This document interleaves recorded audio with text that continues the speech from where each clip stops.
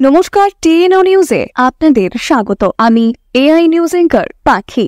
পড়াশোনার আলোর দ্বারা মানুষ অন্ধকার জীবন থেকে বেরিয়ে জ্ঞানের জগতে গিয়ে নিজের ও সমাজের কল্যাণ সাধন করতে সক্ষম হয়। তাই এই জ্ঞানের আলো যাতে সমাজের প্রতিটি কোণে ছড়িয়ে পড়ে তার ব্যবস্থা রাজ্য সরকার নিরন্তর করে গেছে। রাজ্যের জনজাতি গোষ্ঠীর ছাত্রছাত্রীরা অনেকাংশে কোনো না কোনো কারণ বশে পিছিয়ে থাকে। এই পিছিয়ে থাকা জনজাতি ছাত্রছাত্রীদের আরও সুযোগ সুবিধা প্রদানের মাধ্যমে উন্নত শিক্ষা ব্যবস্থার মাধ্যমে সুনিশ্চিত একটা ভবিষ্যৎ দেওয়ার পথে রাজ্য সরকার অগ্রণী ভূমিকা পালন করছে।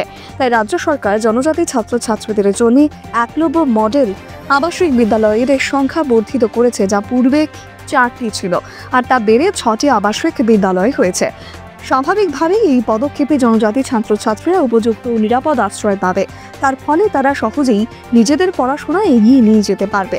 রাজ্য সরকার 17টি নতুন একলব্য মডেল স্কুল অনুমোদন করেছে, যার ফলে 4160 জন ছাত্রছাত্রী সরাসরি পড়াশোনার গণ্ডিতে আসতে বাধ্য হবে এবং পাঠ্যপুস্তকের সরবরাহের ব্যাপারেও রাজ্য সরকার আর্থিক অনুদান প্রদান করা হবে, যার ফলে ছাত্রছাত্রীরা উপযুক্ত পাঠ্যপুস্তকের দ্বারা নিজেদেরকে জ্ঞানের অধিকারী করতে সক্ষম হবে।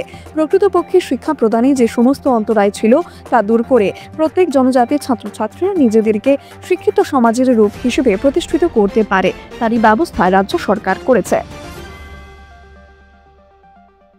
এখনকার মতো সংবাদ এ পর্যন্তই। পরবর্তী নিউজ ও আপডেটস দেখার জন্য অবশ্যই চোখ রাখুন টিএনও নিউজের পর্দায়।